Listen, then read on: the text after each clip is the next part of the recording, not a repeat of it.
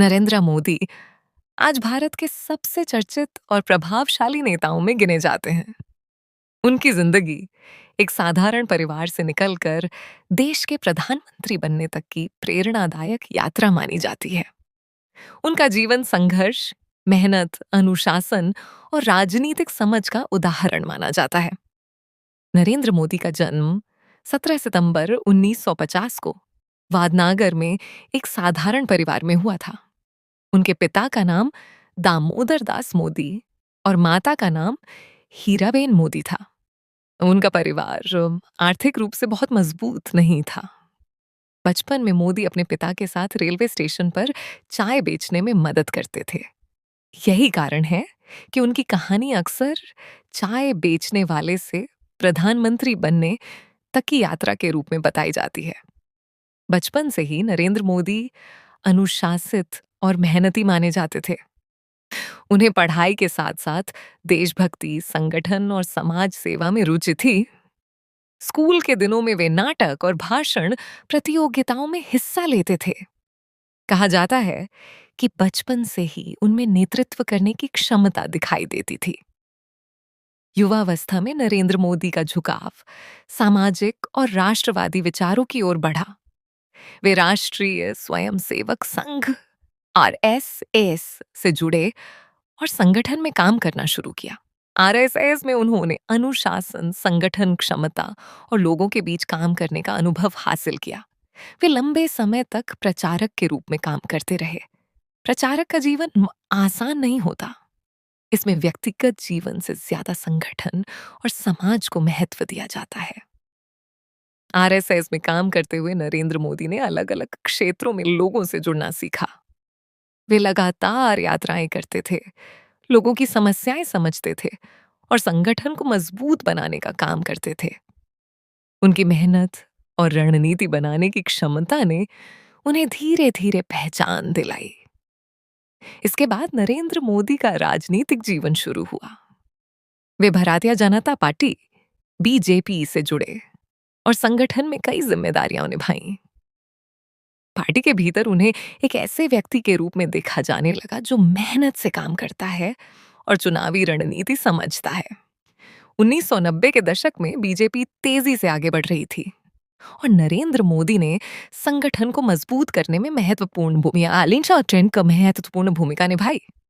उन्होंने कई राज्यों में चुनावी अभियान संभाले। उनकी रणनीतियों और प्रबंधन की क्षमता की चर्चा होने लगी। साल 2001 में नरेंद्र मोदी को गुजरात का मुख्यमंत्री बनाया गया। यह उनके जीवन का बड़ा मोड़ था। उस समय गुजरात कई चुनौतियों से गुजर रहा था। मोदी ने खुद को एक मजबूत प्रशासक के रूप में पेश किया। उन्होंने विकास, उद्योग, सड़क, बिजली और निवेश पर जोर दिया। मुख्यमंत्री बनने के बाद उन्होंने गुजरात में कई विकास परियोजनाएं जो चेन्नई शुरू की। उद्योगों को बढ़ावा देने के लिए निवेशकों को आकर्षित किया गया। सड़क और बिजली व्यवस्था में सुधार किए गए। धीरे धीरे गुजरात को विकास मॉडल के रूप में प्रस्तुत किया जाने लगा। हालांकि उनके कार्यकाल के दौरान कई विवाद भी हुए, लेकिन उनके समर्थकों का मानना था कि मोदी ने प्रशासन और विकास पर मजबूत पकड़ बनाई।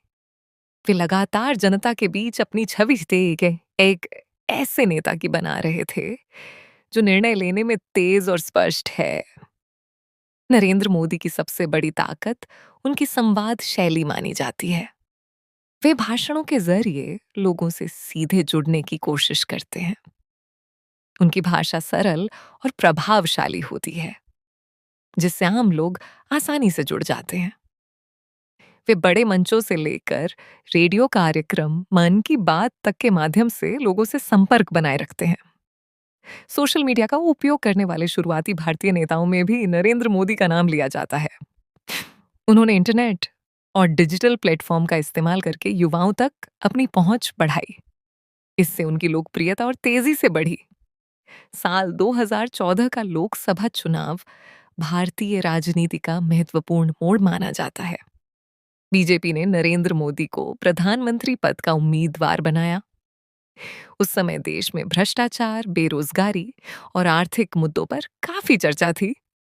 नरेंद्र मोदी ने विकास, रोजगार और मजबूत नेतृत्व का वादा किया। उनका चुनाव अभियान बहुत बड़ा और आधुनिक तरीके से चलाया गया। उन्होंने देश भर में रैलियां की और करोड़ों लोगों तक पहुंचे। अच्छे दिन जैसे नारों ने लोगों का ध्यान खींचा। चुनाव में बीजेपी को बड़ी जीत मिली और नरेंद्र मोदी भारत के प्रधानमंत्री बने। प्रधानमंत्री बनने के बाद नरेंद्र मोदी ने कई योजनाएं शुरू की। इनमें स्वच्छ Bharat mission, digital India, make in India और प्रधानमंत्री जान धन योजना जैसी योजनाएं शामिल हैं। इनका उद्देश्य देश में स्वच्छता, डिजिटल विकास, निवेश और बैंकिंग सुविधाओं को बढ़ाना था। मोदी सरकार ने विदेश नीति पर भी काफी ध्यान दिया। नरेंद्र मोदी ने कई देशों की यात्राएं की और भारत की वैश्विक पहचान को मजबूत करने की कोशिश की। वे दुनिया के बड़े नेताओं के साथ सक्रिय रूप से दिखाई दिए। साल 2019 में नरेंद्र मोदी फिर से भारी बहुमत के साथ प्रधानमंत्री बने। यह उनकी लोकप्रियता का बड़ा संकेत माना गया। उनके समर्थकों का मानना था कि लोगों ने उनके नेतृत्व और योजनाओं पर भरोसा जताया। नरेंद्र मोदी की सफलता के पीछे कई कारण बताए जाते हैं। पहला कारण उनकी मेहनत और अनुशासन है। वे लंबे समय तक काम करने के लिए जाने जाते हैं। दूसरा कारण उनकी मजबूत छवि है। वे खुद को एक ऐसे नेता के रूप में प्रस्तुत करते हैं जो कठिन फैसले लेने से नहीं डरता। तीसरा कारण उनकी जनता से जुड़ने की क्षमता है। वे भाषणों, सोशल मीडिया और कार्यक्रमों के जरिए लगातार लोगों तक अपनी बात पहुंचाते हैं। चौथा कारण उनकी राजनीतिक रणनीति है। वे चुनावी अभियान को बड़े स्तर पर संगठित तरीके से चलाने के लिए जाने जाते हैं। उनकी आलोचना भी होती रही है। विपक्षी दल कई मुद्दों पर उनकी नीतियों पर सवाल उठाते हैं, लेकिन इसके बावजूद उनकी लोकप्रियता लंबे समय तक बनी रही, जो भारतीय राजनीति में एक महत्वपूर्ण बात मानी जाती है। नरेंद्र मोदी की कहानी इसलिए भी खास मानी जाती है क्योंकि वे साधारण पृष्ठभूमि से निकलकर देश के सर्वोच्च पद तक पहुंचे। उनकी यात्रा यह दिखाती है कि राजनीति में संगठन, मेहनत, आत्मविश्वास और जनता से जुड़ाव कितना महत्वपूर्ण होता है। आज नरेंद्र मोदी केवल भारत ही नहीं बल्कि अंतर्राष्ट्रीय स्तर पर भी पहचाने जाते हैं। उनके समर्थक उन्हें मजबूत और निर्णायक नेता मानते हैं, जबकि आलोचक उनकी नीतियों पर बहस करते रहते हैं। लेकिन इसमें कोई संदेह नहीं कि उन्होंने भारतीय राजनीति पर गहरा प्रभाव छोड़ा है। उनकी यात्रा संघर्ष से शुरू होकर विश्व राजनीति के बड़े मंचों तक पहुंची। यही कारण है कि नरेंद्र मोदी की कहानी को आधुनिक भारत की सबसे चर्चित राजनीतिक यात्राओं में से एक माना जाता है।